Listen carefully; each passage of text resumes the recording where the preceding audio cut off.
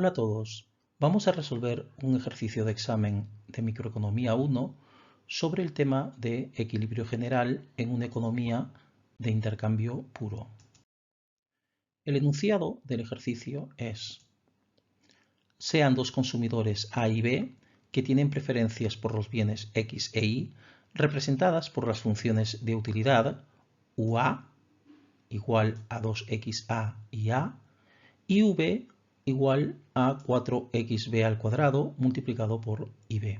¿Vale? Son las funciones de utilidad de los consumidores A y B, ¿no? Que a simple vista vemos que se tratan de funciones de utilidad del tipo Cobb-Douglas. Las cantidades existentes en la economía son de 30 unidades del bien X y 30 unidades del bien Y, que están repartidas inicialmente entre los consumidores en forma de dotaciones iniciales. Me dan la dotación inicial del consumidor A, que tiene 10 unidades del bien X y 10 unidades del bien Y en su cesta, y también me dan la dotación inicial del consumidor B, que tiene 20 unidades de cada uno de los bienes X e Y en su cesta inicial. Me piden: represente gráficamente la curva de contrato y la dotación inicial. Me preguntan: ¿es la dotación inicial para el consumidor A igual a 5 unidades del bien X y 5 unidades del bien Y, y para el consumidor B 20 unidades del bien X y 10 unidades del bien Y, una asignación eficiente en el sentido de Pareto? Y por último me preguntan: ¿es la dotación inicial una asignación eficiente en el sentido de Pareto? Bien, vamos a hallar la curva de contrato, la ecuación de la curva de contrato, ¿vale? Sabiendo que las preferencias están representadas por funciones de utilidad del tipo Cobb-Douglas, ¿no? ¿Vale? En cada una de las asignaciones eficientes que forman la curva de contrato se debe cumplir la igualdad entre las relaciones marginales de sustitución para ambos consumidores. ¿Vale? Cuando las preferencias son Cobb-Douglas, ¿no? Todos los puntos que forman la curva de contrato son los puntos de tangencia entre las funciones de utilidad de los dos agentes. Sabemos que la relación marginal de sustitución, ¿vale?, es igual a la utilidad marginal del bien X dividido entre la utilidad marginal del bien Y. Y esto se cumple, en este caso, para los dos consumidores. ¿De acuerdo? Bien, ¿qué ocurre? Para el consumidor A, partiendo de su función de utilidad, la relación marginal de sustitución sería la derivada de la función de utilidad respecto del bien XA, que nos daría en el numerador 2IA, dividido entre la utilidad marginal del bien Y, que sería la derivada de la función de utilidad respecto del bien IA, y tendríamos 2XA en el denominador. Simplificando, la relación marginal de sustitución del consumidor A me da IA dividido entre XA. Lo mismo hacemos para el consumidor B. Sabiendo su función de utilidad, es 4xb cuadrado multiplicado por ib, hallamos su relación marginal de sustitución, ¿no?, dividiendo la derivada parcial de la función de utilidad respecto del bien xb, que sería 8xb multiplicado por ib, entre la derivada parcial de la función de utilidad respecto de ib, que sería 4xb al cuadrado. ¿Vale? Simplificando la expresión, me queda que la relación marginal de sustitución para el consumidor B es igual a 2i multiplicado por, o dividido, perdón, por xb. ¿Vale? Claro, la condición de óptimo se da cuando estas relaciones marginales de sustitución se igualan entre sí. ¿Vale? ¿Cuál es el problema? El problema es que tenemos 4 variables. Tenemos la variable XA, IA, XB e IB. Tenemos que buscar que reemplazar, ¿vale?, unas variables por otras, poner unas variables en función de otras, y eso pasa por reducir el número de variables.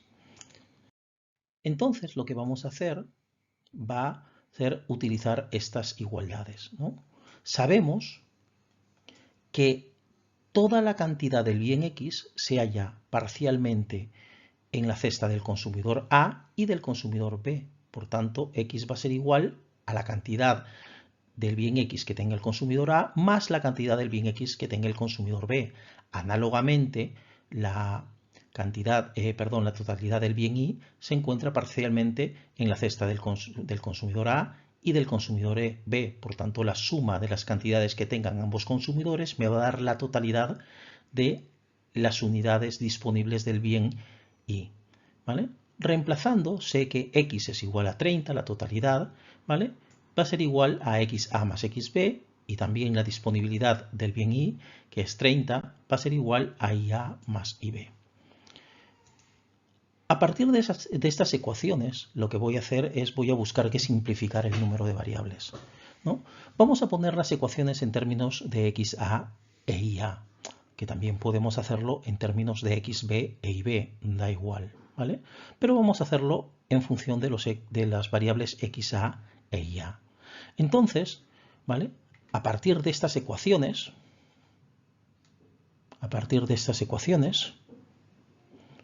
¿vale? Voy a reemplazar, ¿no? Voy a despejar XB, que va a ser igual a 30 menos XA, e IB, que va a ser igual a 30 menos IA. Bien, ¿para qué me va a servir esto? ¿No? Claro, ahora cuando iguale las relaciones marginales de sustitución de los dos consumidores entre sí, es decir, la relación marginal de sustitución del consumidor A igual a la relación marginal de sustitución del consumidor B, vamos a tener que IA dividido entre XA, que es la relación marginal de sustitución del consumidor A, va a ser igual a 2IB dividido entre XB, que es la relación marginal de sustitución del consumidor B. Y es ahora cuando reemplazo, ¿no?, XB e IB por sus funciones en XA e IA, ¿vale? Es decir, en lugar de 2IB voy a poner en este lado 2 por 30 menos IA, y en lugar de XB, 30 menos XA, ¿vale? Ya tengo una ecuación en función de dos variables, XA e IA. Entonces voy a despejar IA como función de XA, ¿vale? Y esta va a ser la ecuación de la curva de contrato. La ecuación de la curva de contrato va a ser IA igual a 60XA dividido entre 30 más XA. Perfecto. Gráficamente, la curva de contrato va a ser más o menos pues, la que se aprecia en el gráfico, ¿vale? En la esquina inferior izquierda tenemos al agente A, o representamos al agente A, al consumidor A, y en la esquina superior derecha al consumidor B. Las cantidades de X que consume el consumidor A crecen hacia la derecha y las cantidades del bien Y hacia arriba, mientras que para el consumidor B las cantidades de X crecen hacia la izquierda y las cantidades del bien Y crecen hacia abajo, ¿vale? Entonces, sabiendo que tenemos una disponibilidad de 30 unidades del bien X y 30 unidades del bien Y, ¿no?, que es la totalidad de lo que tenemos, la cesta inicial, ¿vale?, la dotación inicial, asignaba 10 unidades del bien X al consumidor A y 10 unidades del bien Y al consumidor A. Esta es la cesta del consumidor A, ¿vale? Este es un punto, ¿vale?, que voy a llamarlo X barra como la dotación inicial. Claro, para el consumidor B tenemos, ¿no?, 20 unidades del bien X y 20 unidades del bien Y, ¿vale? Este punto representaría aproximadamente la dotación inicial. Gráficamente se puede ver que la dotación inicial aparentemente no está sobre la curva de contrato. Por tanto, no sería una asignación eficiente, ¿vale? ¿Esto qué significa? Significa que, dada esta dotación inicial, ambos consumidores pueden mejorar el nivel de bienestar que les proporciona esta cesta inicial asignada a cada uno de ellos a través de intercambios voluntarios. Bien, hablemos de eficiencia paretiana. Me preguntan si la dotación, una dotación que asigna 5 unidades del bien X y 5 unidades del bien Y al consumidor A y 20 unidades del bien X y 10 unidades del bien Y al consumidor B, es una asignación eficiente en el sentido de Pareto. Lo primero que observo es que esta dotación inicial no puede ser eficiente. Y no puede ser eficiente por una sencilla razón. Démonos cuenta que al consumidor A se le ha asignado 5 unidades del bien X y al consumidor B se le ha asignado 20 unidades del bien X. ¿Vale? Por tanto, de las 30 unidades disponibles, únicamente se han asignado 25. Entonces, claro, hay 5 unidades que no han sido asignadas, que si se asigna a cualquiera de los dos consumidores, ¿no?, podría obtener un mayor bienestar sin perjudicar el bienestar del otro consumidor. O bien, estas 5 unidades no asignadas se pueden repartir entre los dos de forma que ambos mejoren su bienestar. Lo mismo ocurre con el bien Y. Del bien Y, el consumidor A ha recibido únicamente 5 unidades, mientras el consumidor B ha recibido 10 unidades. Es decir, de las 30 unidades disponibles, se han asignado 15 unidades del bien Y. Por tanto, hay 15 unidades que no han sido asignadas y que si se asignan entre ambos consumidores, mejoraría el bienestar de los dos. Es decir, esta asignación inicial, ¿vale?, no puede ser un óptimo de Pareto, dado que hay asignaciones mejores que pueden mejorar la situación de uno, cuando menos uno de ellos, sin perjudicar al otro. Incluso pueden mejorar la situación de ambos. Para que una asignación sea eficiente en el sentido de Pareto, no puede haber ninguna asignación que mejore el nivel de utilidad de uno de los consumidores sin perjudicar el nivel de utilidad del otro consumidor. Esto es la definición, ¿no?, de asignación eficiente en el sentido de Pareto, ¿vale? No podemos encontrar nada mejor, ¿no? Y si mejora uno, necesariamente tiene que empeorar el otro. Bien. El nivel de utilidad de ambos consumidores depende positivamente de las cantidades de bienes X e Y que consumen. La asignación inicial dada no asigna la totalidad de los bienes X e Y disponible, ¿vale? Por lo que cualquier asignación que respete las cantidades iniciales de cada uno de los consumidores y reparta los bienes no asignados entre ambos, podrá mejorar el nivel de utilidad de al menos uno de ellos sin perjudicar al otro consumidor. Es decir, es posible encontrar una mejor asignación que esta asignación inicial dada. Por ejemplo, ¿no?, una asignación que otorgue 10 unidades del bien X al consumidor A y 15 del bien Y, 10 del bien X, 15 del bien Y, y al consumidor B 20 del bien X y 15 del bien Y. Démonos cuenta que en este caso se estaría repartiendo la totalidad de lo que se dispone, ¿no?, y ambos consumidores tendrían más en sus cestas, por tanto tendrían mayor bienestar. Ambos podrían estar mejor que con la asignación inicial que se nos plantea en el enunciado. Por tanto, la asignación inicial dada no es eficiente en el sentido de Pareto. Bien,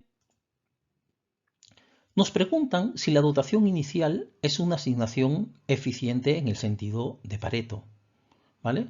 Recordemos que la asignación inicial es, ¿no?, de 10 unidades del bien X e Y para el consumidor A y de 20 unidades de los bienes X e Y para el consumidor B.